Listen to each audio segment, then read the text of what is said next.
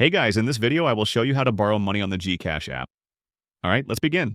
First, you need to check whether you are eligible for GLoan. To do this, open the official GLoan page from the GCash website or access it through the app.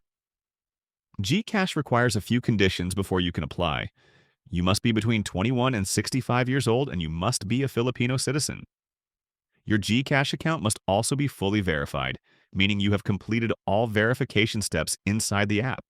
Along with that, you should already be using GCash services regularly, such as sending money, paying bills, or making purchases.